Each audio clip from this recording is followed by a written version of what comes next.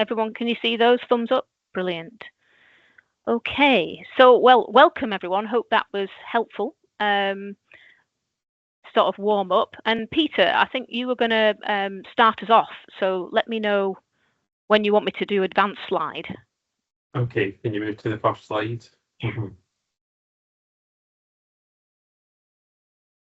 Yeah, so this slide here illustrates some of the factors that can enhance thinking and those that maybe prevent thinking happening or can kind of close things down a bit.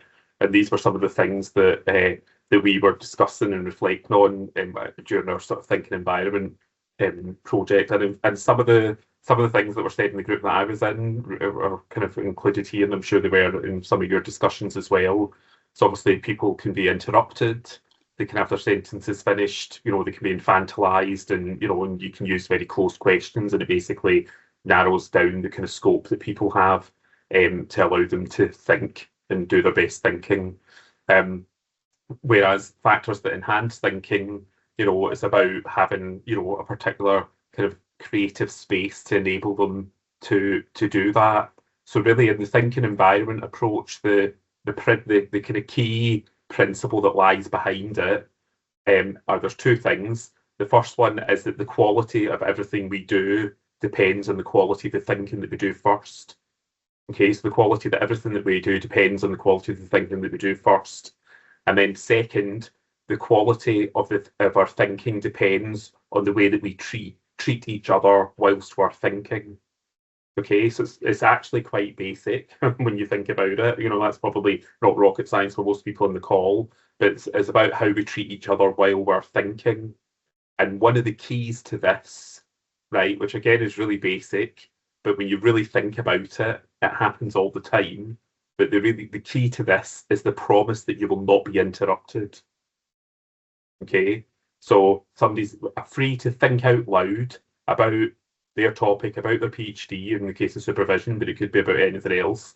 And they're free to think out loud about that topic with you as the thinking partner. So we talk about a thinking partnership, and they won't be interrupted.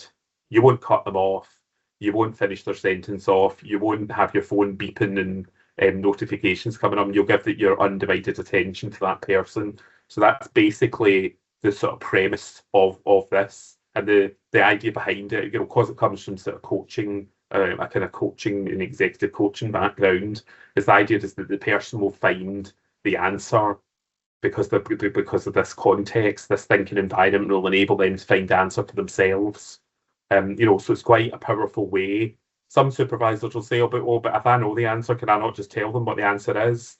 Well, they're more likely to remember the answer or the solution or whatever it is if they reach it themselves, rather than you just going, I'm the expert, I know it's X is 3, or the answer's this article that you need to read or whatever. Whereas if they can discover it for themselves, it can have a lot more power. So on the next slide, there's basically in the thinking environment approach, there's 10 components that they say make up a thinking environment. And that to have a really full thinking environment, you should try and have all 10 of these. Some of them are probably slightly more important than the others, but they say that there's 10. So attention, you should the thinking partner who's listening to the person should have be given undivided attention. They shouldn't be reading their notes or on their emails or kind of half listening. You should be looking at the person who's speaking out loud and giving them their undivided attention. You're not glaring at them like really intensely. It's a kind of soft, gentle gaze sort of thing.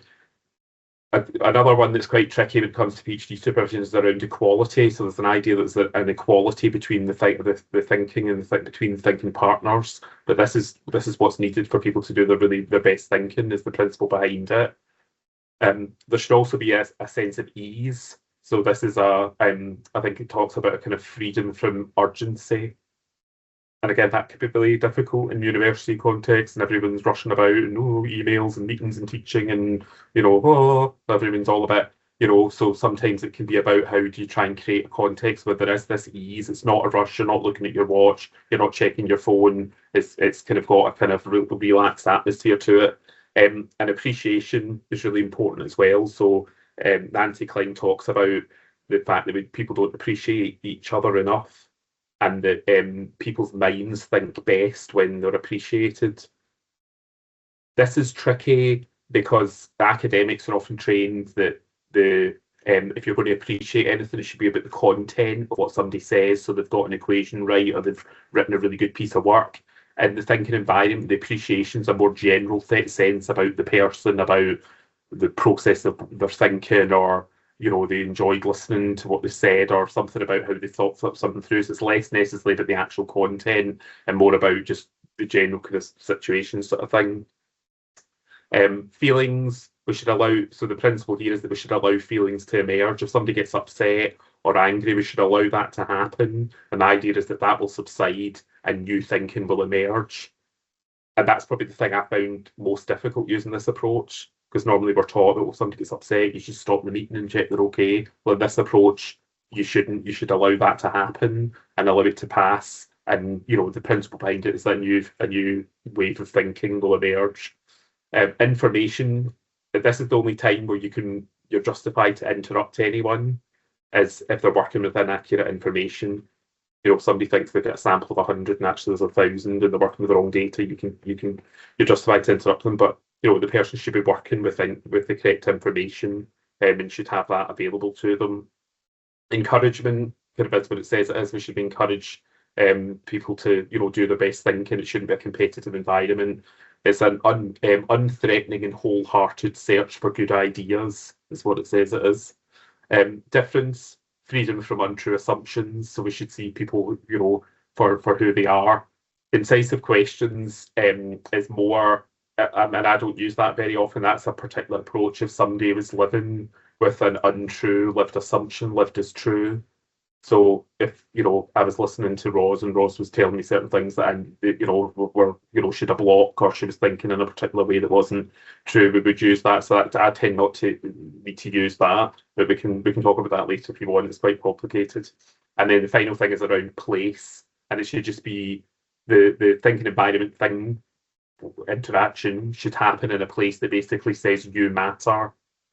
And again, some people might be like, oh, how do you do that in a university? It could just be it's about somewhere that the person wants to meet. They might have a cup of coffee with them. It might be somewhere quite comfortable, in a nice space. It might just feel quite kind of make the person feel a bit relaxed. So those are the 10 components of the thinking environment, and we can discuss more of them later on. And then on the next slide, there's a kind of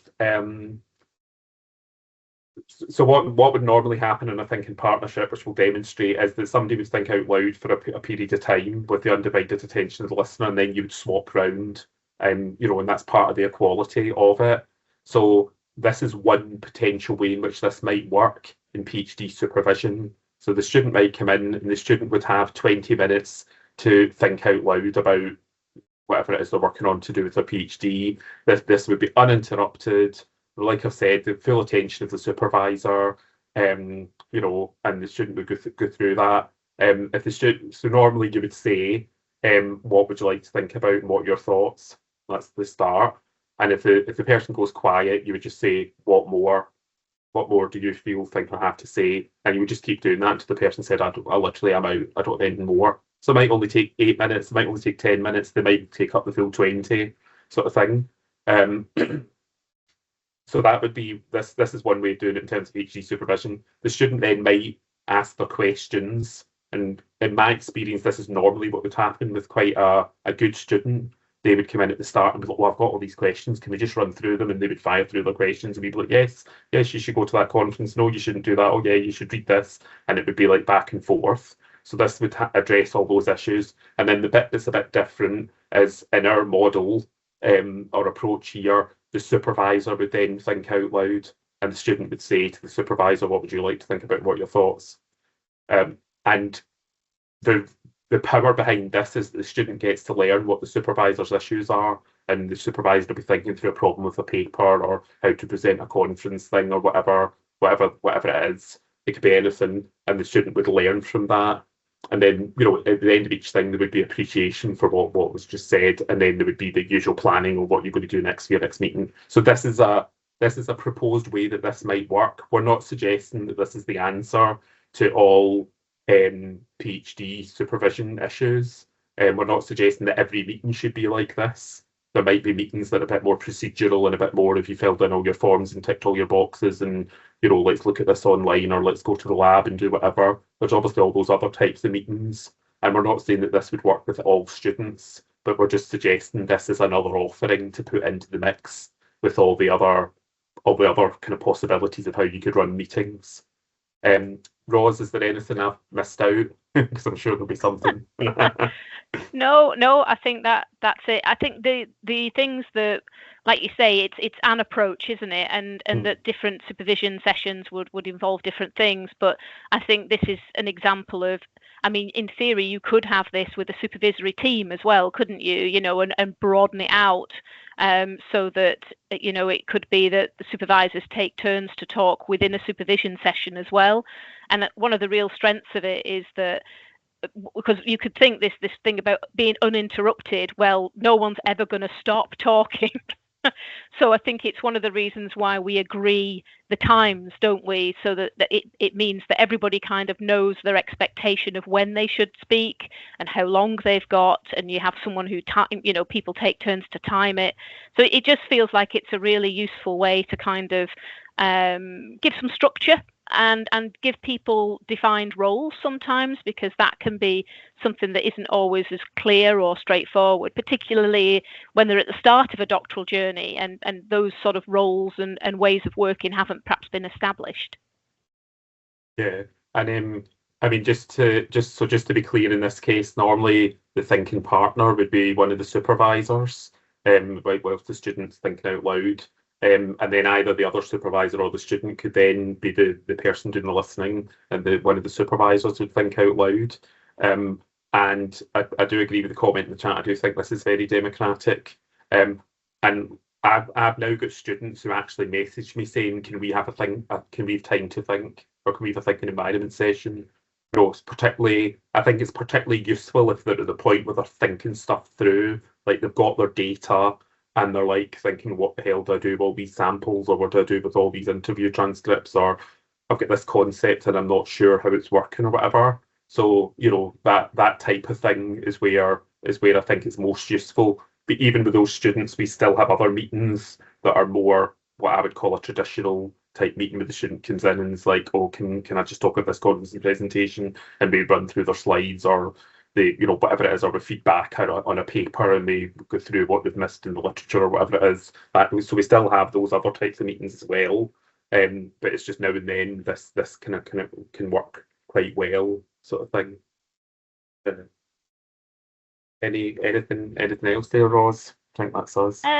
Well, I suppose the only other thing would be that obviously if you adjusted the structure of this, and so I've used it in team meetings, for example, and you can start to branch out into breaking the time up so that within a team everyone gets a chance to give their thought on a particular idea, and then you can have a discussion and you can go and do rounds around after. So what's your freshest thinking now you've heard what everyone else has had to say?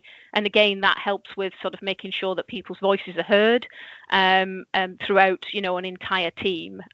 So yes, I think there's different ways that we've used it and tweak it, but the basic principles, which I mean Peter and I are going to give you a little demo. Shall I move on to the next slide, Peter? Yeah. Yeah, if there's anything else. We're going to give you a little taster. I just thought I'd share it on the screen before I get rid of it, and you will see Peter and I.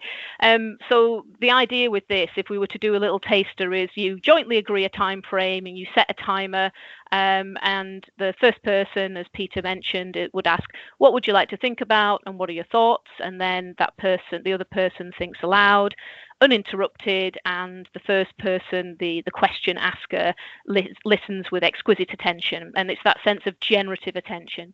And then we have the time limit, and then we swap over and do that for the other partner. And then at the end, we have that joint appreciation, that one of those conditions that Peter mentioned. And I think very much that sense of appreciation, it's that a conscious practice of noticing and sharing what's good, genuine, true about the person's qualities or the contribution they've made. So as Peter said, not so much necessarily about the content, but the way in which it is or the qualities someone embodies. So we thought it's all very well for us all to kind of talk about this and give you some kind of background about it, but we thought we'd give you a little taster of it. So Peter and I are going to I'm just going to get the timer up, Peter. We wanted to give you a few minutes, about 4 minutes each way, I think we thought. Is that about right? Do you think we've got that? Yeah, we've got enough time for that. And so we've decided how long we're gonna spend each thinking about our little subject, and then we're going to do a little bit of appreciation at the end. So I would ask Peter, do you want to go first or second? I don't mind. Choose. I'll go second. Okay.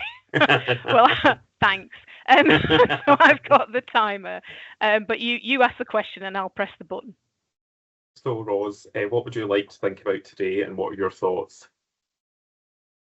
Right. Well, one thing that I've been mulling on quite a bit recently was whether I've had this invitation to collaborate with on a bid with a partner who's a new partner, and it's exactly the kind of work I'd like to do, and it's work that I'd really think would be really beneficial for me, as well as the work itself, the research and the value it could offer elsewhere.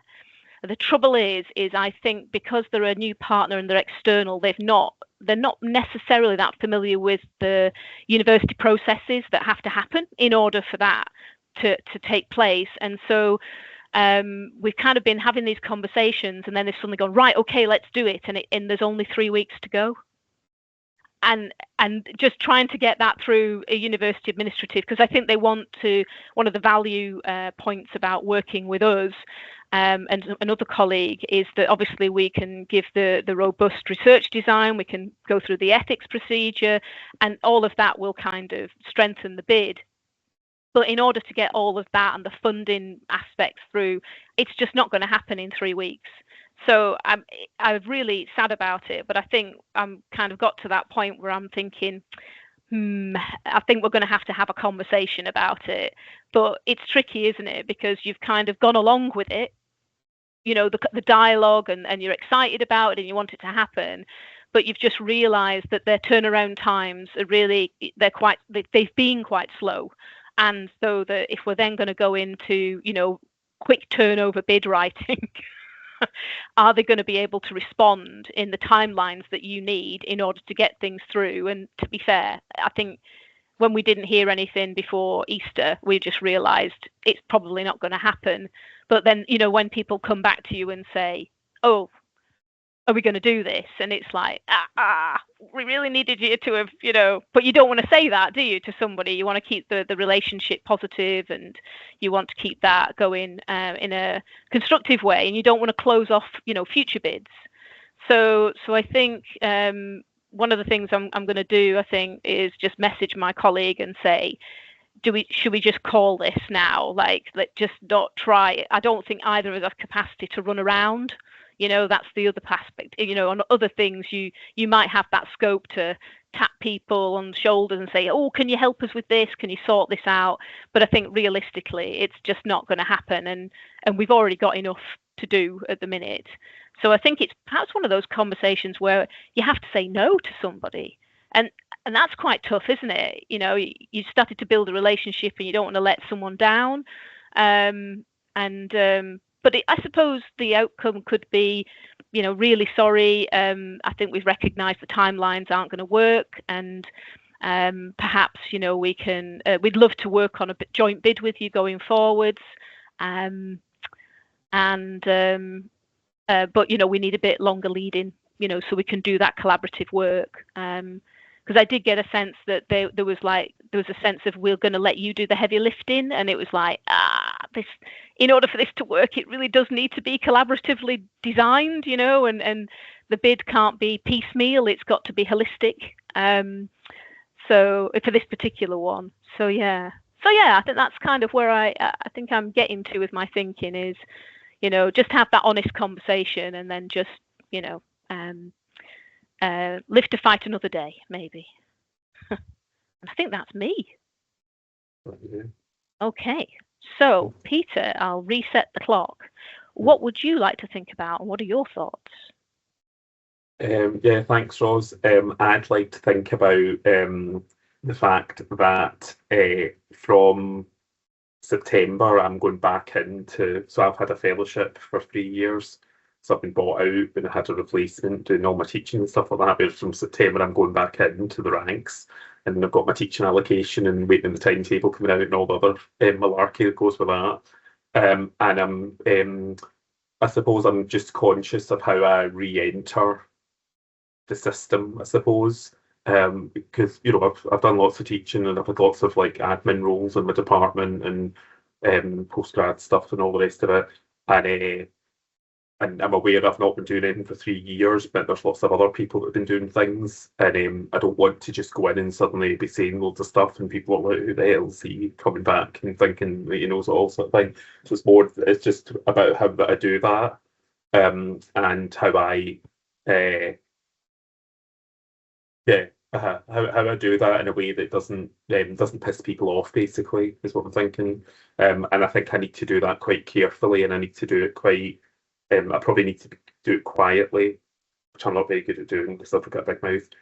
So I think I need to just be conscious when I go to meetings, particularly maybe for the first semester, maybe not say as much and just listen, because there's a lot of stuff for me to learn as well, because things have changed and courses and procedures and the names of stuff have changed and whatever. And whilst I used to know everything and quite top of everything, I won't be. And there's a lot of new things and new terminology and systems and places and new processes and rules for things.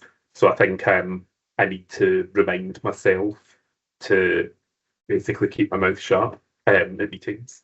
And maybe I should do that until like semester 2, and because by then I'll probably feel a bit more up to speed.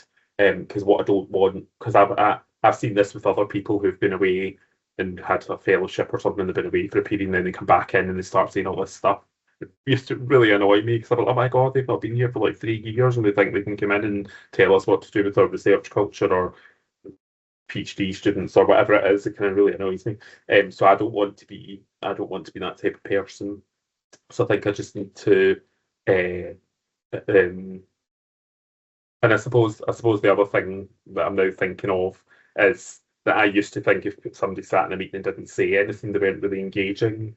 Because actually you can be engaging and you can be doing your job really well. It's just you're listening, and there's a real value to that. Whereas, I think I'm one of these people that assumes you've got to be speaking or contributing or whatever to make it count. Whereas actually your presence there is important as well. So I need to just bear that in mind, that I don't necessarily need to say stuff all the time.